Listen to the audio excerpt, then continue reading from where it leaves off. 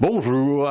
Les turbulences que traverse l'Union européenne conduisent à espérer que Jean Monnet, l'un de ses pères fondateurs, ait vu juste en déclarant au lendemain de la Seconde Guerre mondiale « L'Europe se fera dans les crises et sera la somme des solutions apportées à ces crises ».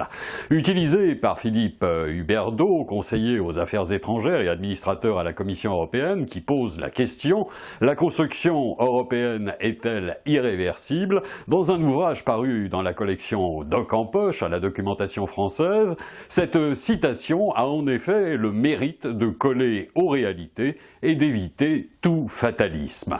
Rendu public par la Commission européenne, le paquet divers qui évalue les progrès réalisés par les États membres dans la mise en œuvre des différentes orientations politiques du triangle vertueux, relance de l'investissement, poursuite des réformes structurelles et mise en œuvre de politiques budgétaires dans chacun des pays de l'Union européenne, se veut d'ailleurs transparent. Si Bulgarie, Chypre, Croatie, France, Italie et Portugal connaissent des déséquilibres économiques excessifs, l'Allemagne, l'Espagne, l'Irlande, les Pays-Bas, la Slovénie et la Suède présentent de moindres déséquilibres économiques. La Finlande étant le seul pays à ne pas afficher de déséquilibres économiques.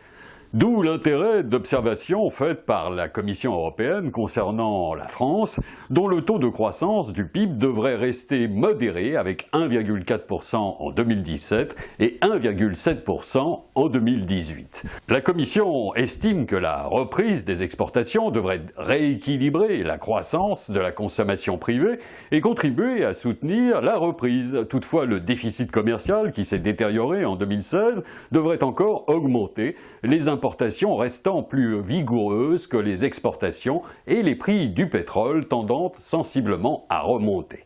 La Commission constate que chez nous, la compétitivité des coûts s'améliore, même si des améliorations substantielles de la compétitivité hors coût restent encore à réaliser. La croissance du coût unitaire de la main-d'œuvre a ralenti grâce aux réductions d'impôts sur le travail et à la poursuite de la modération salariale. Toutefois, la faible croissance de la productivité empêche une reprise plus rapide de la compétitivité de la France.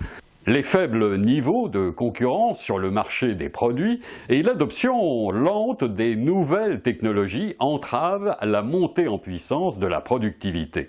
Les incitations destinées aux employeurs visant à encourager des embauches avec des contrats à durée indéterminée sont saluées. Cependant, le mécanisme d'indexation des salaires minima n'a pas été révisé et le marché du travail reste segmenté, ce qui freine l'amélioration des compétences de la main-d'œuvre.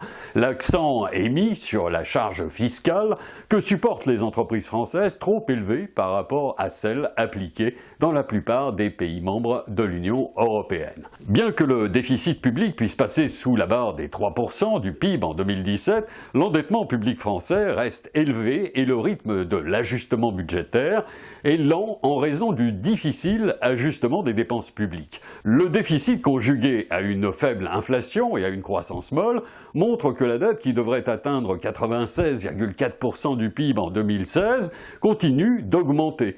Néanmoins, les réformes structurelles budgétaires concernant entre autres l'amélioration du système de retraite et la réforme territoriale qui permettent aux collectivités locales de gagner en efficacité illustrent des progrès notables.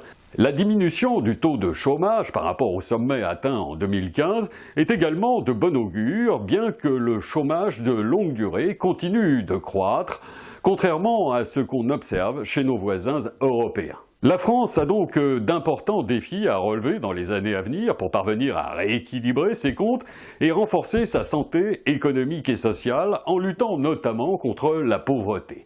Voilà pourquoi les candidats à la présidentielle 2017 devront impérativement avoir dans leur jeu la carte européenne, quitte à reprendre ou à s'inspirer de mesures utilisées par des pays membres qui font mieux que nous et donc nous devancent. Le climat de paix et de coopération au niveau européen doit être considéré comme un moteur de développement économique et social, sous réserve que l'éducation, la formation, la recherche et l'innovation demeurent des postes privilégiés, la politique liée à l'environnement, à la transition énergétique et à la numérisation ayant également un rôle majeur à jouer.